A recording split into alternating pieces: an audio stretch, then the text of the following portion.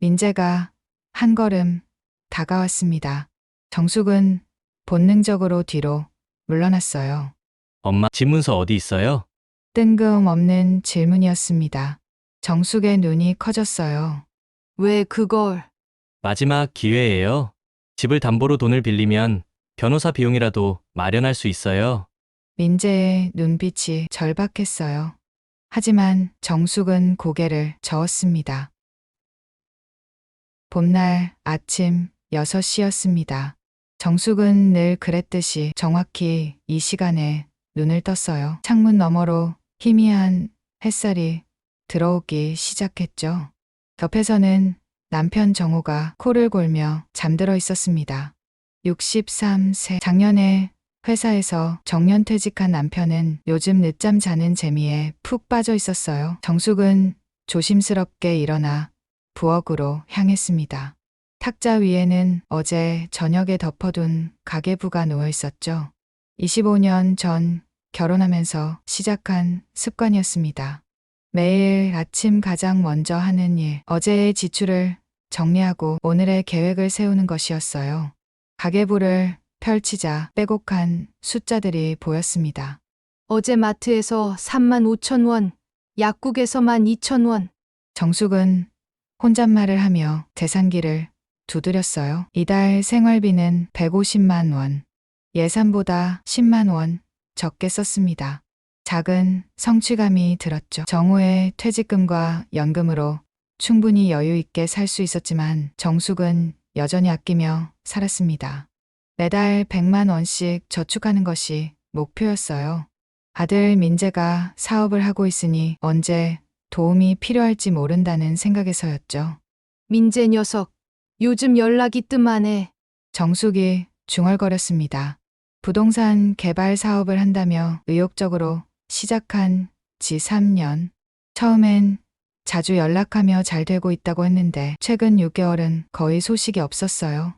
바쁜가 보다 생각하면서도 마음 한구석이 불안했습니다. 여보 일어났어? 정호가 하품을 하며 부엌으로 들어왔어요. 머리카락이 삐죽삐죽 솟아있는 모습이 우스웠습니다.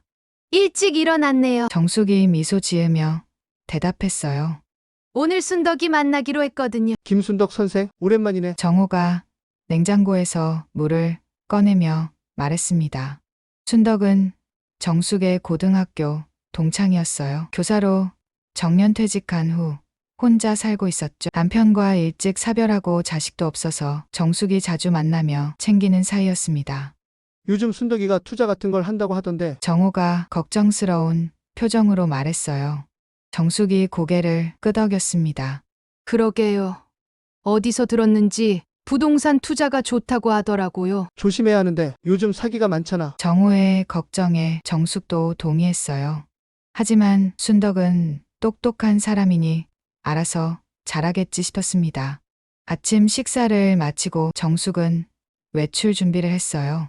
단정한 블라우스에 편한 바지, 61세라는 나이가 믿기지 않을 정도로 젊어 보였습니다. 규칙적인 생활과 꾸준한 관리 덕분이었죠. 다녀올게요. 정숙이 인사하자 정호가 손을 흔들었습니다. 조심해서 다녀와. 집을 나선 정숙은 버스 정류장으로 향했어요. 자가용이 있었지만 대중교통 이용하는 것을 좋아했습니다. 사람들 구경도 하고 운동도 되니까요. 버스를 타고 20분쯤 가니 약속 장소인 경로당이 보였습니다. 이곳은 정숙과 순덕이 자주 만나는 곳이었어요. 조용하고 차도 마실 수 있어서 좋았죠. 경로당 문을 열고 들어가니 순덕이 구석 자리에 앉아 있었습니다. 그런데 표정이 평소와 달랐어요. 얼굴이 수척하고 눈 밑에 다크서클이 짙었습니다. 순덕아, 정숙이 다가가자 순덕이 고개를 들었어요. 눈가가 빨갛게 충혈되어 있었습니다. 울었던 흔적이 역력해 정숙아, 순덕의 목소리가 떨렸습니다. 정숙은 놀라서 순덕 옆에 앉았어요. 무슨 일이 있는 게 분명했습니다. 무슨 일이야? 아픈 데라도 있어? 정숙이 걱정스럽게 물었죠. 순덕이 한숨을 깊게 쉬었습니다. 그리고 가방에서 서류 뭉치를 꺼냈어요. 손이 떨리고 있었습니다. 정수가 나 큰일 났어. 순덕의 목소리가 울먹였어요. 정숙의 가슴이 철렁 내려앉았습니다. 무슨 일인데 그래? 순덕이 서류를 테이블 위에 펼쳤어요. 골든타워 투자개발이라는 회사명이 크게 적혀 있었습니다. 계약서와 입금 확인증, 그리고 여러 홍보 자료들이었죠. 여기에 내 전 재산을 투자했어. 순덕의 말에 정숙이 놀랐습니다. 전 재산이라니? 얼마를? 8천만 원. 순덕이 고개를 떨구며 대답했어요. 정숙은 입이 떡 벌어졌습니다. 8천만 원이면 순덕이 평생 모은 돈 전부였어요. 교사로 일하며 아껴 쓰고 저축한 돈이었죠. 왜 그런 큰 돈을 한 번에? 정숙이 안타까운 마음에 물었습니다. 순덕이 눈물을 닦으며 설명하기 시작했어요. 2달 전에 전화가 왔어. 부동산 투자 설명회를 한다고. 정숙은 조용히 들었습니다. 처음엔 안 가려고 했는데 선착순 50명에게 선물을 준다고 해서 순덕의 목소리가 점점 작아졌어요. 가서 들어보니까 정말 좋더라고. 강남에 오피스텔을 짓는다는데 수익률이 월 15%래. 정숙의 미간이 찌푸려졌습니다. 월 15%는 말도 안 되는 수익률이었어요. 은행이자가 연 3%인 시대에 월 15%라니. 그걸 믿었어? 정숙이 조심스럽게 물었죠. 순덕이 고개를 끄덕였습니다. 실제로 첫 달에는 이자를 줬어. 1,200만 원을 통장으로 입금해줬다니까. 정숙이 놀랐어요. 실제로 돈을 받았다는 거였습니다. 그래서 더 믿었어. 정말 되는구나 싶어서. 순덕이 한숨을 쉬었습니다. 그런데 지난주부터 연락이 안 돼. 전화도 안 받고 사무실에 가봤더니 텅 비어 있었어. 순덕의 눈에서 눈물이 흘러내렸어요. 정숙은 순덕의 손을 잡았습니다. 차가운 손이었죠. 경찰에는 신고했어? 했지. 근데 이미 회사는 없어졌대. 대표도 행방불명이고. 순덕이 울먹이며 말했어요. 정숙은 순덕을 안아주었습니다. 평생 아껴 모은 돈을 한순간에 잃은 친구의 아픔이 전해져 왔어요. 정수가 나 이제 어떡해. 이 돈이 내 노후 자금 전부였는데. 순덕의 목소리가 절망적이었습니다. 정숙도 눈시울이 붉어졌어요. 혼자 사는 순덕에게 그 돈이 얼마나 중요한지 알았으니까요. 일단 진정해. 서류 좀 자세히 볼게. 정숙이 계약서를 집어 들었습니다. 꼼꼼히 읽어보기 시작했어요. 회사 주소, 대표 이름, 계좌번호 등을 확인했죠. 그런데 이상한 점을 발견했습니다. 계약서 하단에 찍힌 도장이 묘하게 낯익었어요. 어디서 본 것 같은데 기억이 나지 않았습니다. 이 도장. 정숙이 중얼거렸어요. 도장을 자세히 들여다봤습니다. 네모난 테두리 안에 한이라는 글자가 새겨져 있었죠. 순간 정숙의 머릿속에 무언가 스쳐 지나갔습니다. 한 달 전 민재가 집에 왔을 때였어요. 엄마, 좋은 투자 상품이 있는데 한번 보실래요? 그때 민재가 가져온 서류, 정숙은 바쁘다며 대충 넘겼었죠. 하지만 그때 서류에도 비슷한 도장이 있었던 것 같았습니다. 순덕아, 이 회사 대표가 누구래? 정숙이 물었어요. 순덕이 서류를 뒤적이며 찾았습니다. 여기 있네. 한민재. 순덕이 이름을 읽는 순간 정숙의 얼굴이 하얗게 질렸어요. 한민재, 자신의 아들 이름이었습니다. 정수가 왜 그래? 얼굴이 안 좋은데. 순덕이 걱정스럽게 물었지만 정숙은 대답할 수 없었어요. 목이 막힌 것처럼 말이 나오지 않았습니다. 설마 하는 생각이 머릿속을 가득 채웠죠. 순덕아, 미안한데 이 서류 좀 빌려도 될까? 정숙이 간신히 말했습니다. 그래, 가져가. 혹시 뭐라도 알아낼 수 있을까 싶어서. 순덕은 모르고 있었어요. 한민재가 정숙의 아들이라는 것을. 정숙은 서류를 가방에 넣고 일어섰습니다. 순덕아, 내가 알아볼게. 너무 상심하지 마. 고마워, 정수가. 순덕이 힘없 대답했어요. 정숙은 경로당을 나와 집으로 향했습니다. 버스 안에서 계속 서류를 들여다봤어요. 도장, 서명, 필체, 모든 것이 민재의 것과 비슷했습니다. 집에 도착한 정숙은 곧바로 서재로 들어갔어요. 서랍을 뒤지기 시작했습니다.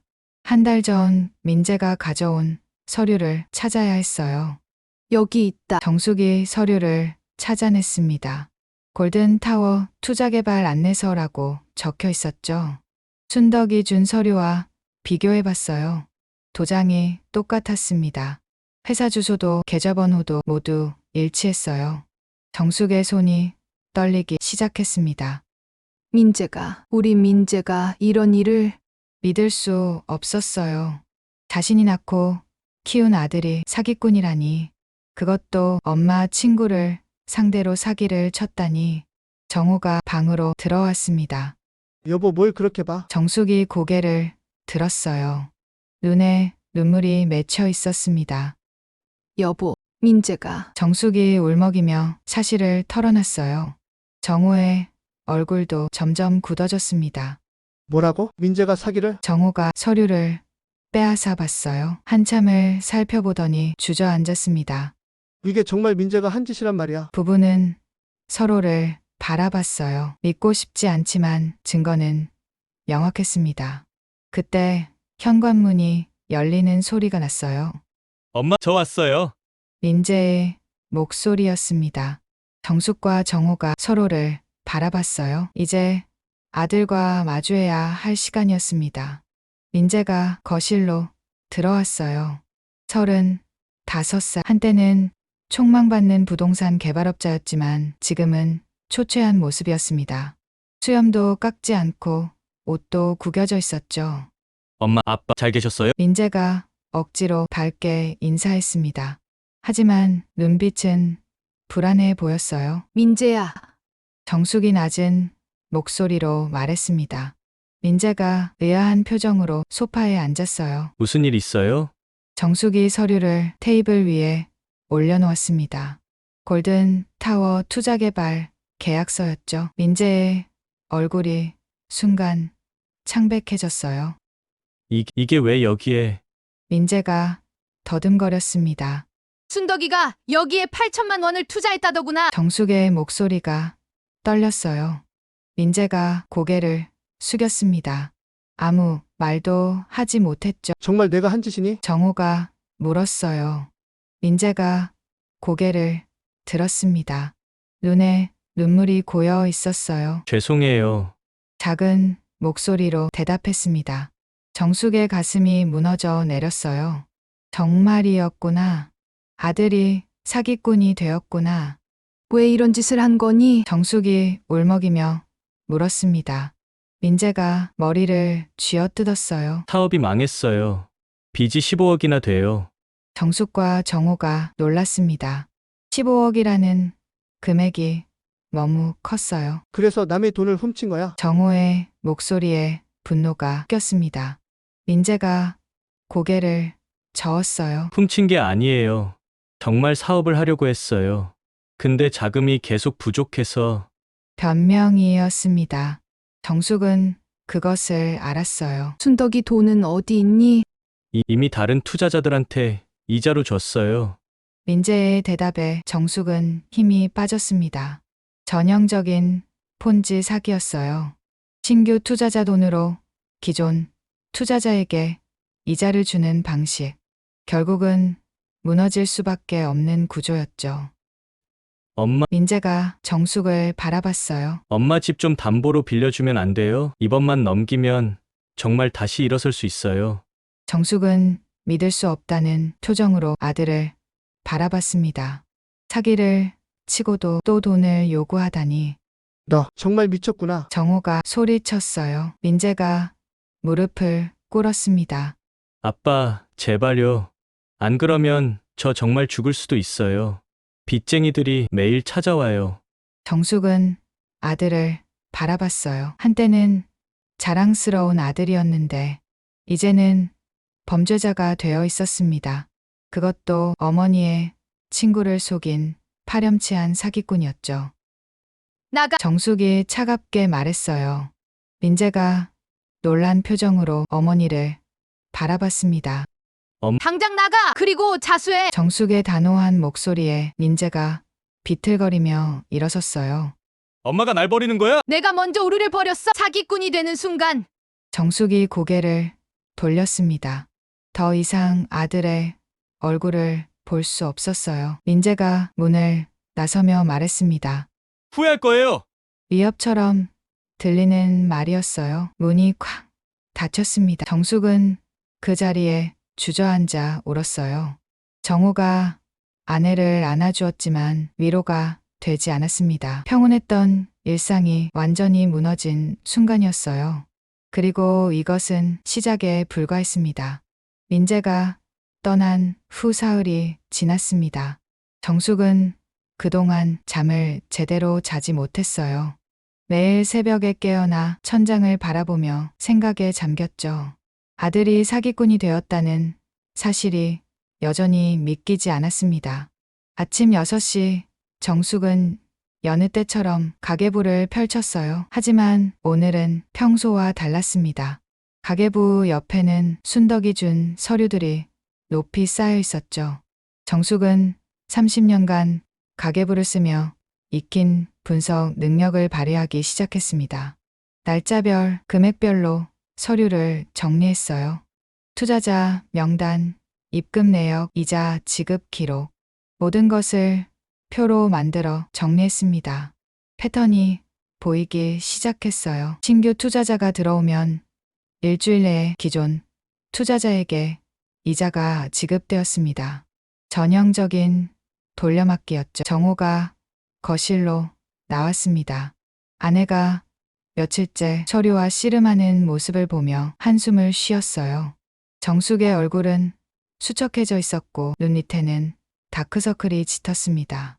정호는 아내 옆에 조용히 앉았어요. 커피를 한 잔 내려놓으며 어깨를 쓰다듬었습니다.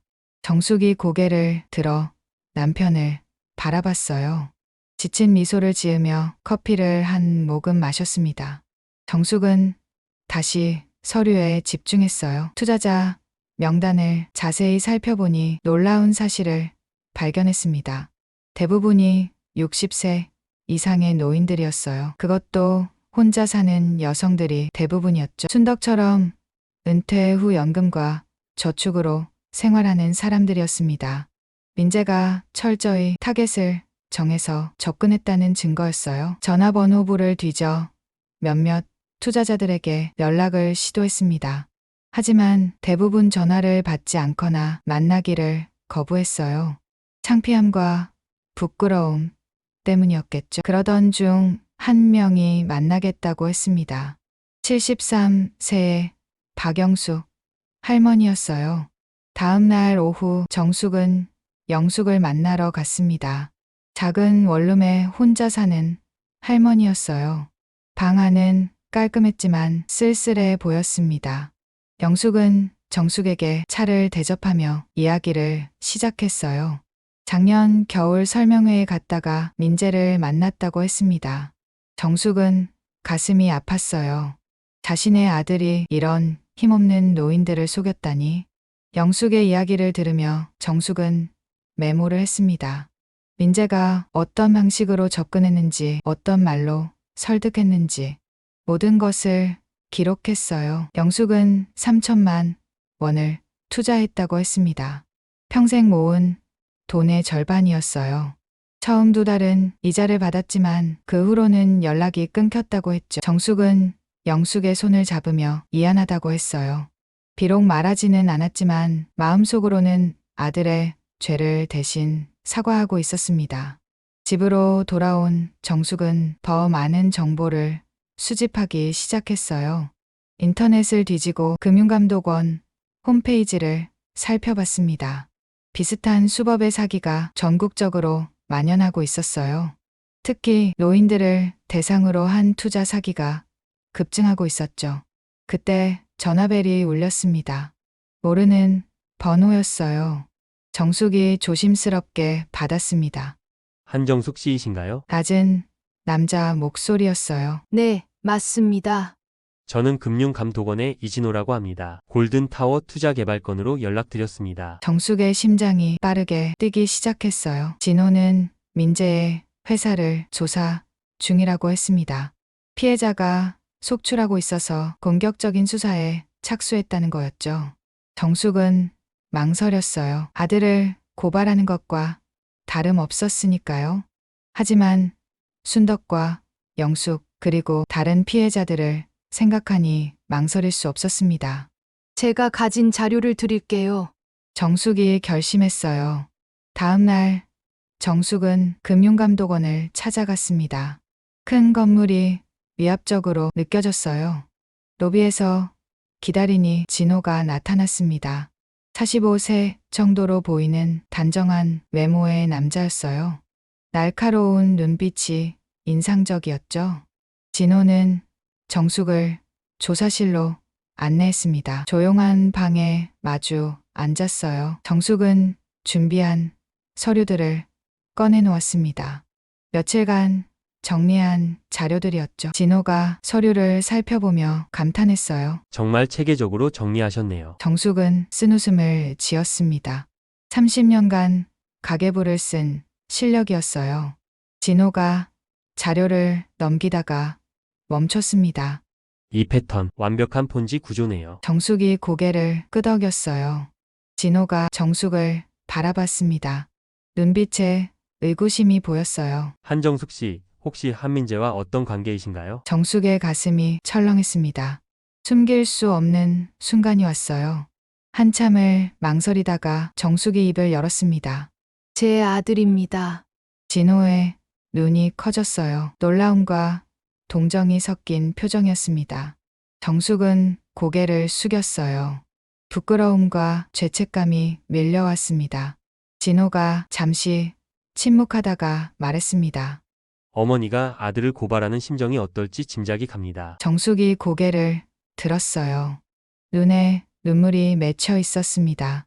하지만 이건 옳은 일입니다. 피해자들을 위해서라도. 진호의 위로에 정숙은 조금 마음이 놓였어요. 진호는 본격적인 조사를 시작했습니다. 정숙에게 민재의 행적과 수법에 대해 자세히 물었어요. 정숙은 아는 모든 것을 털어놓았습니다. 민재가 3년 전 부동산 개발 사업을 시작했다는 것. 처음엔 정상적인 사업이었지만 자금난에 빠졌다는 것. 그리고 작년부터 수상한 행동을 보였다는 것까지 진호가 메모를 하며 들었어요. 최근 민재 씨와 연락은 하셨나요? 정숙이 고개를 저었습니다. 사흘 전 집에서 쫓아낸 후로 연락이 없었어요. 진호가 서류를 정리하며 말했습니다. 이 자료들이 큰 도움이 될 것 같습니다. 곧 수사에 착수하겠습니다. 정숙이 일어서려다가 다시 앉았어요. 이진호 씨, 부탁이 있습니다. 진호가 정숙을 바라봤습니다. 피해자들의 돈을 조금이라도 찾을 수 있을까요? 진호가 신중하게 대답했어요. 최선을 다하겠습니다. 하지만 폰지 사기는 대부분 돈이 이미 소진된 경우가 많아서. 정숙은 알고 있었어요. 하지만 조금이라도 희망을 갖고 싶었습니다. 금융감독원을 나온 정숙은 순덕에게 전화했어요. 만나자고 했습니다. 경로당에서 만난 순덕은 여전히 수척한 모습이었어요. 정숙은 조심스럽게 이야기를 꺼냈습니다. 금융감독원에 신고했다는 것과 수사가 시작되었다는 것을. 하지만 민재가 자신의 아들이라는 것은 말하지 못했어요. 순덕이 정숙의 손을 잡았습니다. 고마워, 정숙아. 내가 이렇게 도와주니 힘이 나. 정숙은 죄책감에 아무 말도 할 수 없었어요. 그날 밤 정숙은 또 잠을 이루지 못했습니다. 민재가 어릴 때 모습이 자꾸 떠올랐어요. 착하고 성실했던 아이. 공부도 잘하고 부모 말도 잘 들었던 아들. 그런 아이가 어떻게 사기꾼이 되었을까? 정호가 아내를 안아주었어요. 말없는 위로였습니다. 하지만 부모의 마음은 쉽게 치유되지 않았죠. 다음 날 아침 뜻밖의 전화가 왔습니다. 민재였어요. 엄마, 목소리가 떨리고 있었습니다. 민재야, 정숙의 목소리도 떨렸어요. 엄마, 죄송해요. 제가 정말 잘못했어요. 민재가 울먹이며 말했습니다. 정숙의 가슴이 아팠어요. 하지만 단호해야 했습니다. 민재야, 자수해. 엄마, 그게 내가 할 수 있는 최선이야. 전화가 끊어졌습니다. 정숙은 전화기를 내려놓고 한숨을 쉬었어요. 아들이 스스로 돌아오기를 바랐지만 쉽지 않을 것 같았습니다. 며칠 후 진호에게서 연락이 왔어요. 수사가 진전이 있다는 것이었습니다. 민재의 계좌를 추적한 결과 아직 일부 자금이 남아있다는 거였어요. 약 2억 원 정도. 전체 피해액에 비하면 적은 금액이었지만 그나마 다행이었습니다. 정숙은 진호에게 그 돈을 피해자들에게 돌려달라고 부탁했어요. 특히 순덕과 영숙 같은 노인들에게 우선적으로 배분해달라고. 진호가 그렇게 하겠다고 약속했습니다. 그런데 진호가 뜻밖의 말을 했어요. 한정숙 씨, 혹시 저희와 함께 일하실 생각은 없으신가요? 정숙이 놀랐습니다. 제가요? 네, 이번에 정리하신 자료를 보니 분석 능력이 뛰어나십니다. 저희가 노인 대상 금융 사기 예방 프로그램을 만들고 있는데 도움을 주시면 좋겠습니다. 정숙은 망설였어요. 평범한 주부인 자신이 할 수 있을까? 하지만 순덕과 영숙 그리고 다른 피해자들의 얼굴이 떠올랐습니다. 더 이상 이런 일이 일어나지 않도록 뭔가 해야 한다는 생각이 들었어요. 생각해 보겠습니다. 정숙이 대답했습니다. 집으로 돌아온 정숙은 정호와 상의했어요. 정호는 아내를 지지한다고 했습니다. 정숙은 결심했어요. 이제는 피해자가 아닌 예방자가 되기로. 아들의 죄를 조금이라도 갚는 마음으로. 그날 밤 정숙은 오랜만에 깊은 잠을 잤습니다. 할 일이 생겼다는 것이 오히려 마음을 편하게 해주었어요. 하지만 이것은 새로운 시작일 뿐이었습니다. 진짜 싸움은 이제부터였으니까요. 금융감독원과 함께 일하기로 결정한 지 보름이 지났습니다. 정숙은 매일 아침 금융감독원 건물로 출근했어요. 특별 조사팀의 임시 자문위원이라는 직함을 받았죠. 처음엔 어색했지만 점점 적응해 갔습니다. 사무실에는 정숙을 위한 작은 책상이 마련되어 있었어요. 그곳에서 정숙은 피해자들의 자료를 분석하고 패턴을 찾았습니다. 30년간 가계부를 쓰며 익힌 꼼꼼함이 빛을 발했죠. 진호와 함께 일하면서 더 많은 사실들이 밝혀졌습니다. 민재의 회사뿐만 아니라 비슷한 수법의 회사가 여러 개 있었어요. 그들은 서로 연결되어 있었고 조직적으로 움직이고 있었습니다. 정숙은 회사들 간의 자금 흐름을 추적했어요. 복잡한 거래 내역을 하나하나 정리해 나갔습니다. 날짜, 금액, 계좌번호를 표로 만들어 분석했죠. 그러던 어느 날 중요한 단서를 발견했습니다. 모든 회사의 자금이 최종적으로 하나의 계좌로 모인다는 것이었어요. 해외 계좌였지만 추적이 가능했습니다. 진호가 정숙의 분석을 보고 감탄했어요. 전문가도 놓치기 쉬운 부분을 찾아낸 거였습니다. 수사팀은 본격적으로 움직이기 시작했어요. 압수수색 영장을 발부받고 관련 회사들을 급습했습니다. 정숙도 현장에 동행했어요. 서류를 분석하는데 도움이 필요했기 때문이었죠. 첫 번째로 급습한 곳은 강남의 한 오피스텔이었습니다. 드림 투자 컨설팅이라는 회사였어요. 민재의 회사와 비슷한 수법을 쓰고 있었죠. 사무실 문을 열고 들어가니 직원들이 당황한 표정을 지었습니다. 컴퓨터와 서류를 압수하기 시작했어요. 정숙은 책상 위에 서류들을 살펴봤습니다. 투자계약서, 고객 명단, 계좌 내역, 모든 것이 민재 회사와 똑같은 형식이었어요. 심지어 문구까지 비슷했습니다. 누군가 통일된 매뉴얼을 만들어 배포한 것 같았어요. 정숙은 서류 더미 속에서 이상한 것을 발견했습니다. 민재의 필체로 쓰인 메모였어요. 오늘 오후 3시 본사 미팅이라고 적혀 있었죠. 본사라니 민재의 회사가 본사가 아니었다는 말이었습니다. 정숙은 진호에게 메모를 보여줬어요. 진호의 표정이 진지해졌습니다. 더 큰 조직이 있다는 증거였으니까요.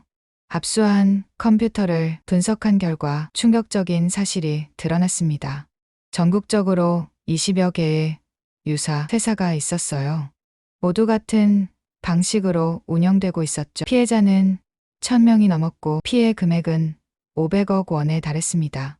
정숙은 충격을 받았어요. 아들이 이렇게 큰 조직의 일원이었다니. 단순한 사기꾼이 아니라 조직적인 범죄 집단이었던 거였습니다. 수사가 진행되면서 민재의 행방도 추적되기 시작했어요. 신용카드 사용 내역과 휴대폰 위치 추적을 통해 대략적인 위치를 파악했습니다. 경기도 용인의 한 펜션에 숨어 있는 것 같았어요. 진호가 정숙에게 물었습니다. 함께 가시겠습니까? 정숙은 망설였어요. 아들을 다시 만나는 것이 두려웠습니다. 하지만 마주해야 할 순간이었죠. 가겠습니다. 정숙이 결심했어요. 다음 날 새벽 수사팀은 펜션으로 향했습니다. 정숙도 함께였어요. 차 안에서 정숙은 계속 손을 떨었습니다. 긴장과 불안이 낀 감정이었죠. 펜션에 도착했을 때는 아직 어둠이 깔려 있었어요. 조용히 펜션을 포위했습니다. 진호가 신호를 보내자 경찰들이 일제히 움직였어요. 문을 두드리는 소리가 새벽의 정적을 깨뜨렸습니다. 잠시 후 문이 열렸어요. 민재가 잠옷 차림으로 나타났습니다. 수염이 덥수룩하고 얼굴은 초췌했어요. 체포당하는 순간 민재의 시선이 정숙과 마주쳤습니다. 아들의 눈에 배신감과 원망이 가득했어요. 정숙은 그 시선을 피하지 않았습니다. 이것이 옳은 일이라고 스스로에게 되뇌었으니까요. 민재가 수갑을 차고 연행되었어요. 정숙은 그 뒷모습을 바라보며 눈물을 흘렸습니다. 한때 자랑스러웠던 아들이 범죄자가 되어 끌려가는 모습, 어머니로서 가장 보고 싶지 않은 장면이었어요. 경찰서로 돌아와 민재를 조사하기 시작했습니다. 정숙은 조사실 밖에서 기다렸어요. 몇 시간이 지나도 민재는 입을 열지 않았다고 했습니다.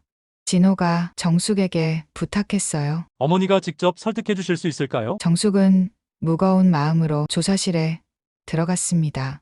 민재가 고개를 숙인 채 앉아 있었어요.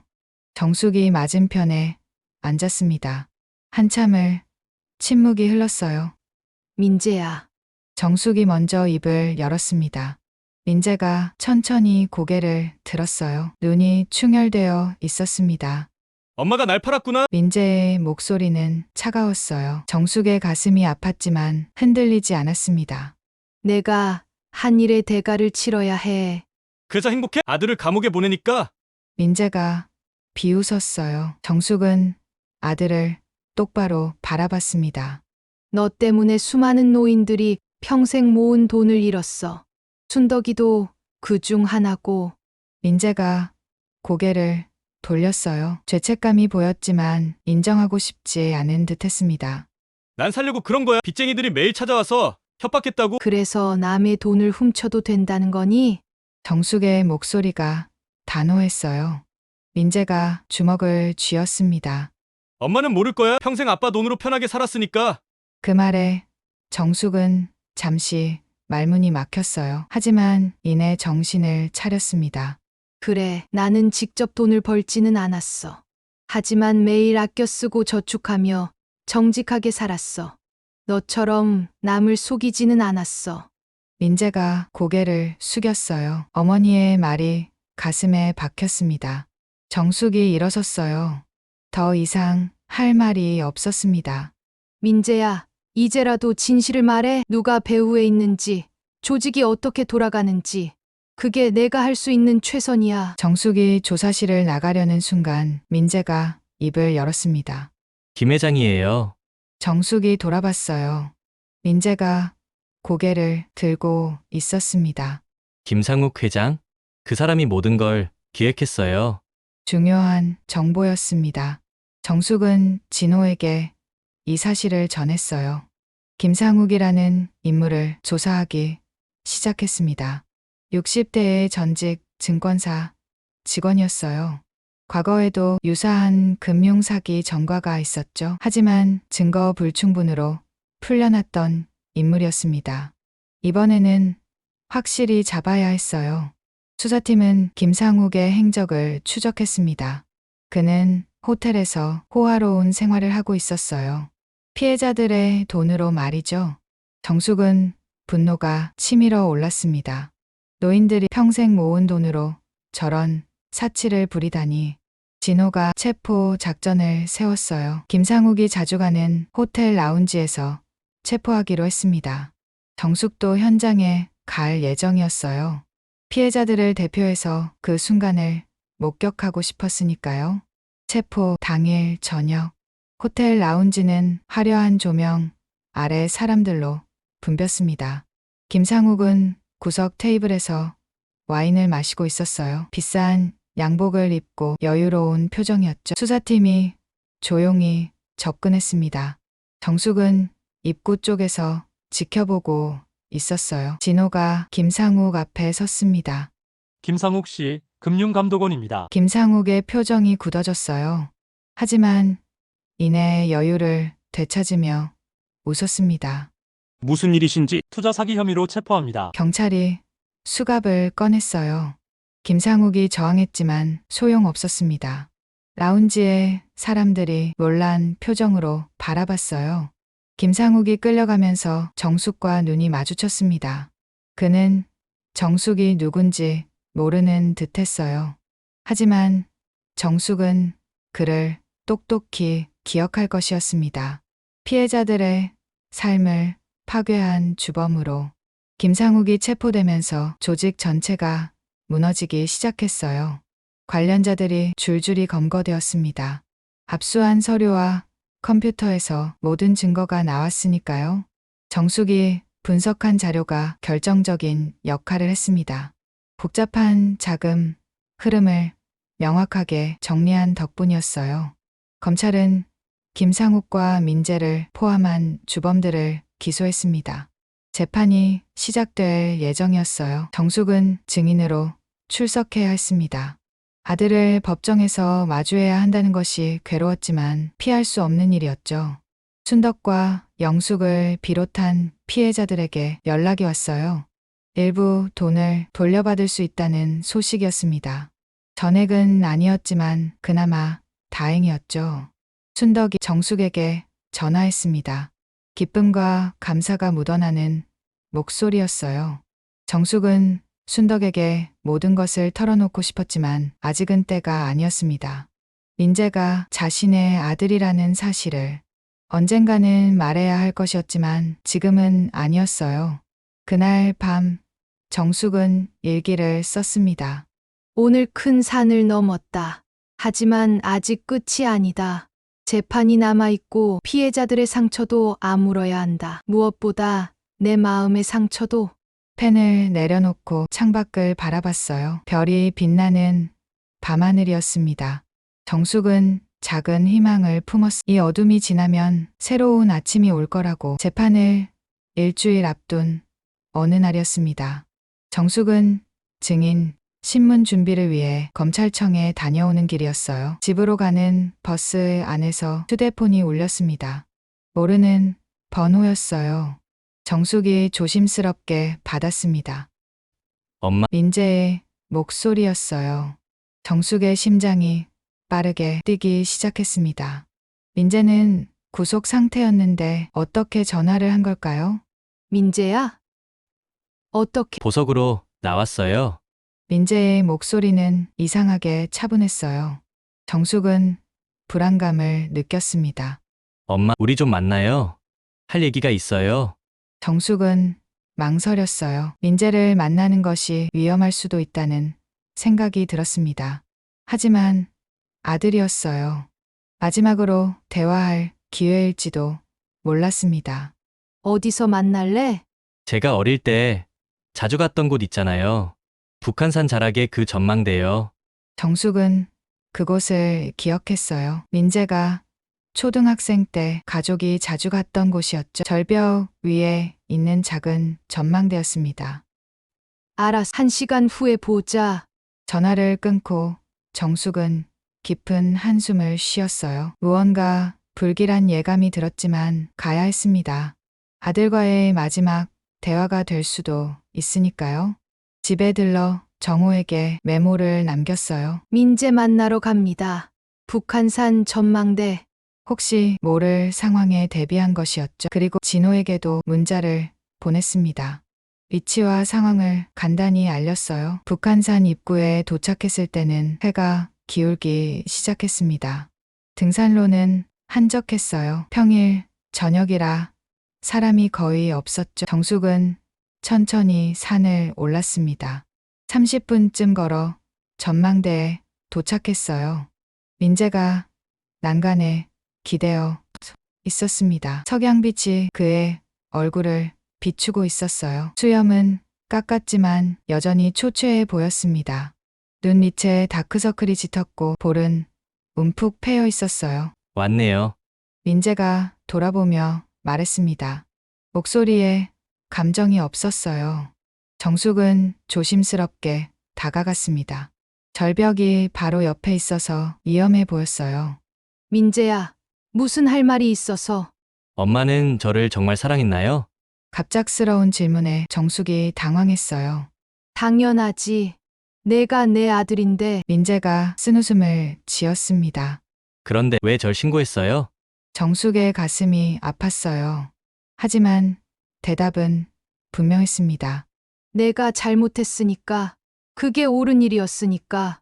민재가 주먹을 쥐었어요. 분노가 얼굴에 드러났습니다. 옳은 일, 아들을 감옥에 보내는 게 옳은 일이에요. 내가 남의 인생을 파괴했어. 그 책임을 져야 해. 정숙의 목소리는 떨렸지만 단호했어요. 민재가 한 걸음 다가왔습니다. 정숙은 본능적으로 뒤로 물러났어요. 엄마, 집문서 어디 있어요? 뜬금없는 질문이었습니다. 정숙의 눈이 커졌어요. 왜 그걸. 마지막 기회예요. 집을 담보로 돈을 빌리면 변호사 비용이라도 마련할 수 있어요. 민재의 눈빛이 절박했어요. 하지만 정숙은 고개를 저었습니다.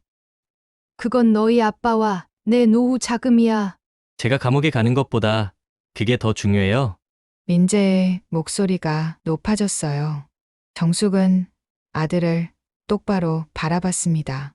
민재야, 내가 한 일의 대가는 내가 치러야 해. 더 이상 도망칠 수 없어. 민재의 얼굴이 일그러졌어요. 절망과 분노가 낀 표정이었습니다. 그럼 전 죽는 수밖에 없네요. 민재가 절벽 쪽으로 걸어갔어요. 정숙의 얼굴이 하얗게 질렸습니다.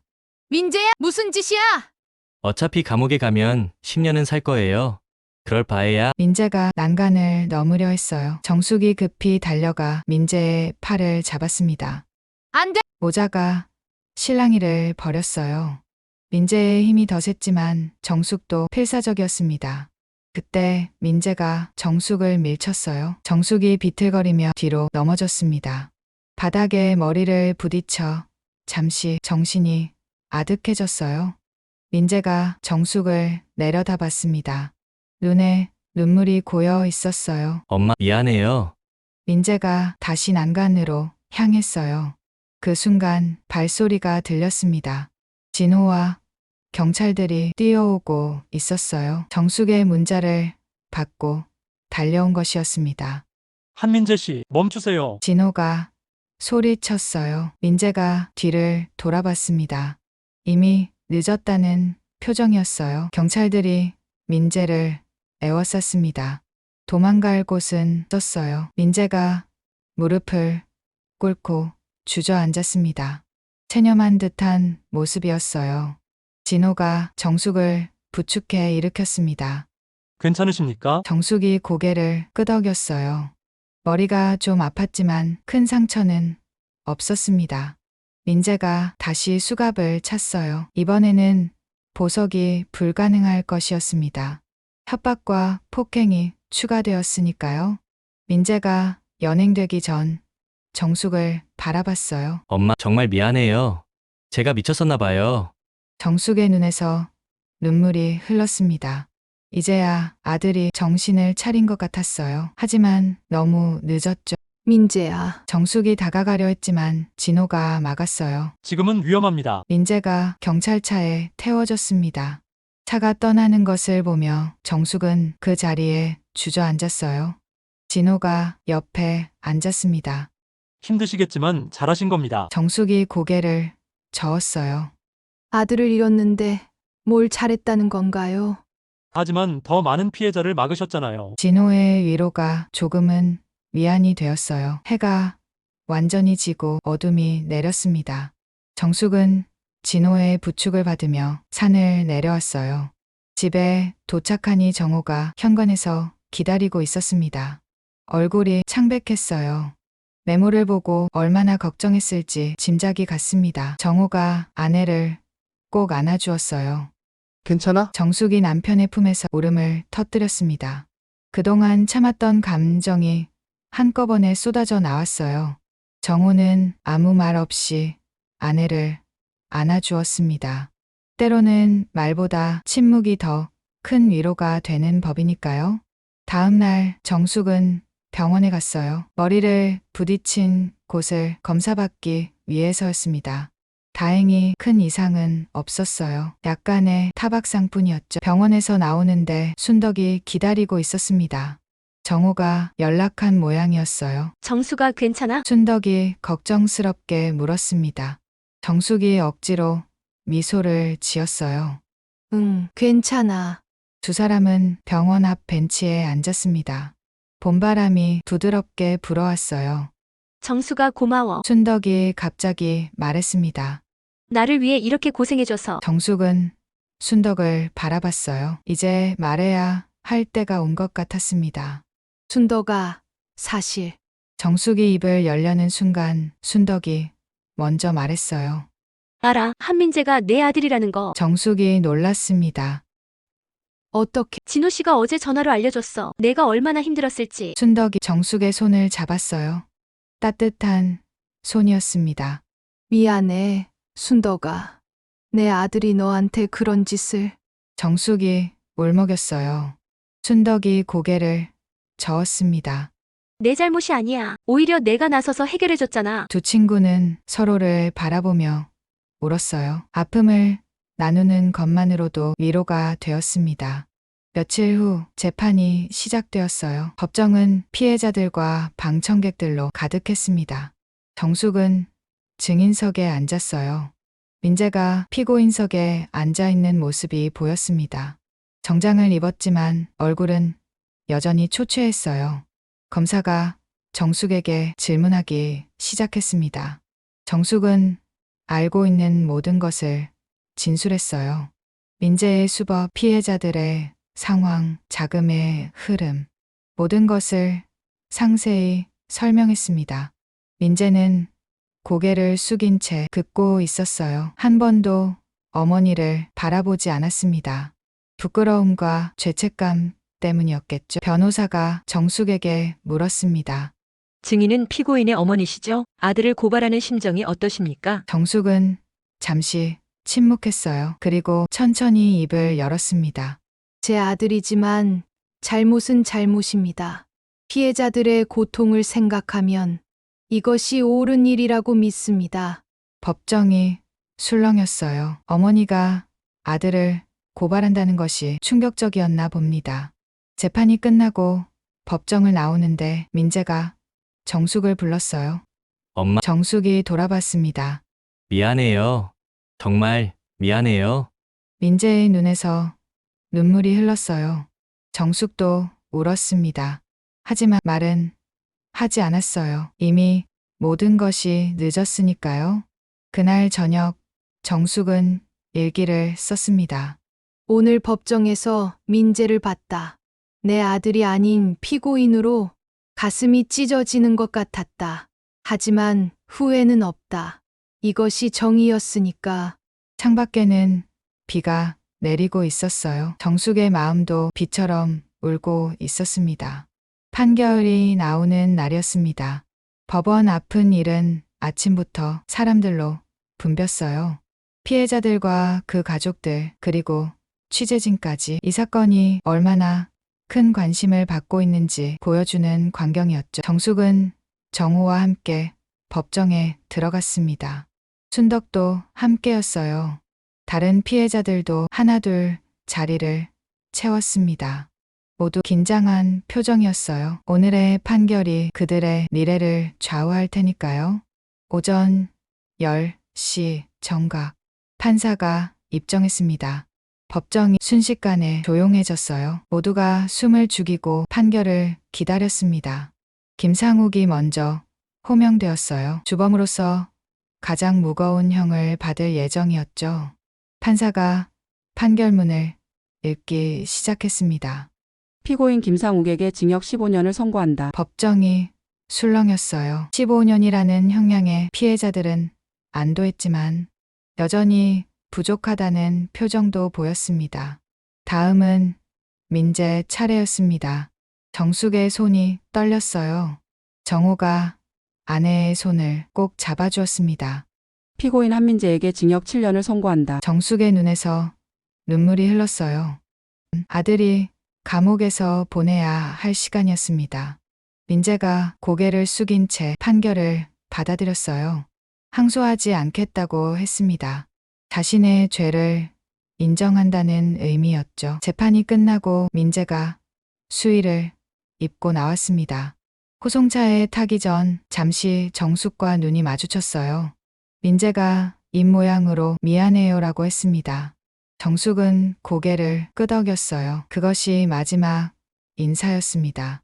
법원을 나온 정숙은 텅 빈 마음이었어요. 이겼다고 해야 할까, 졌다고 해야 할까. 아들을 감옥에 보냈는데 무엇을 이겼다는 걸까요? 순덕이 정숙의 어깨를 토닥였습니다. 정수가 수고했어. 다른 피해자들도 정숙에게 다가왔어요. 감사 인사를 전했습니다.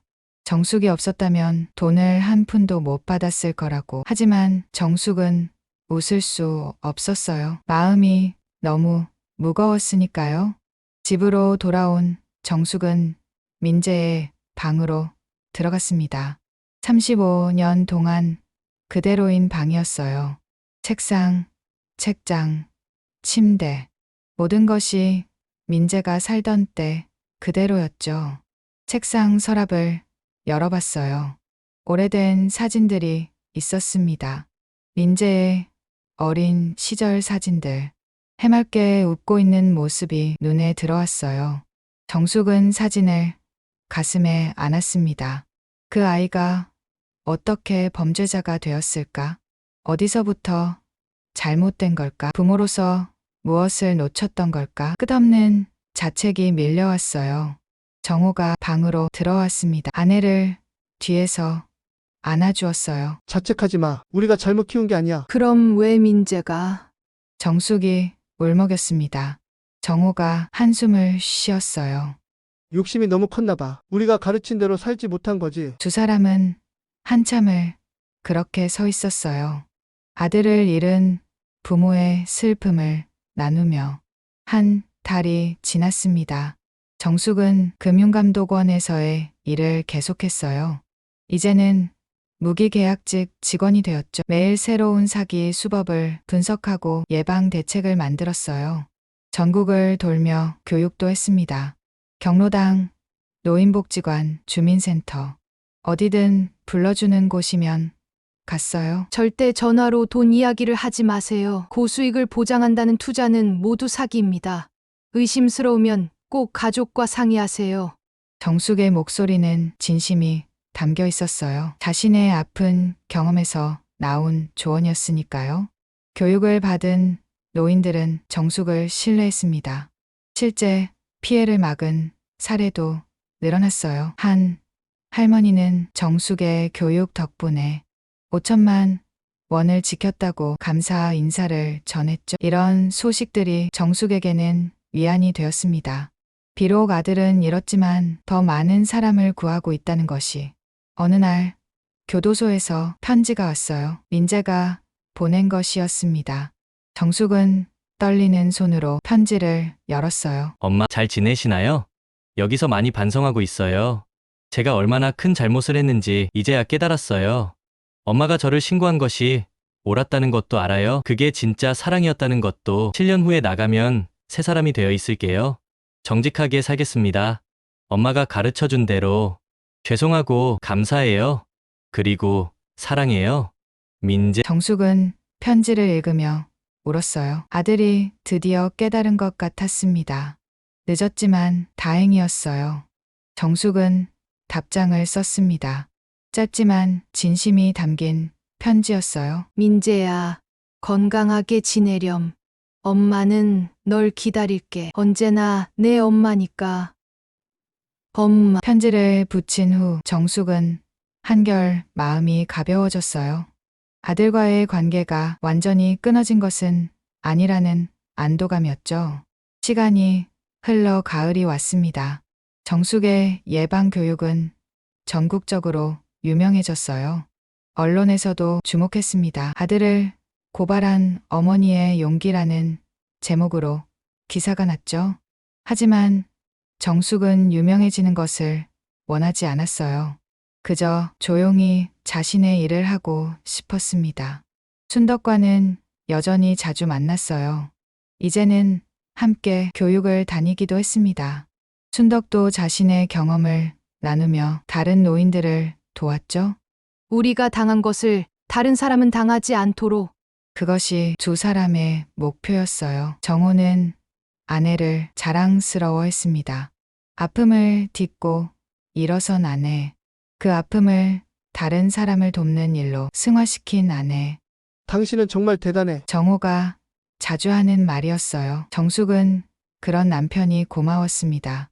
가장 힘든 시기에 곁을 지켜준 사람이었으니까요. 어느 날 저녁, 정숙은 가계부를 펼쳤어요. 30년째 이어온 습관이었죠. 오늘의 지출을 정리하며 생각했습니다.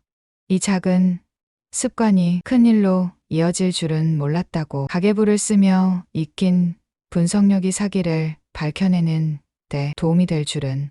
그리고 아들을 감옥에 보내게 될 줄은. 정숙은 가계부 마지막 페이지에 적었어요. 모든 것은 기록에 남는다.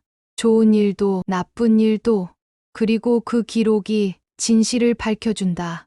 가계부를 덮고 창밖을 바라봤습니다.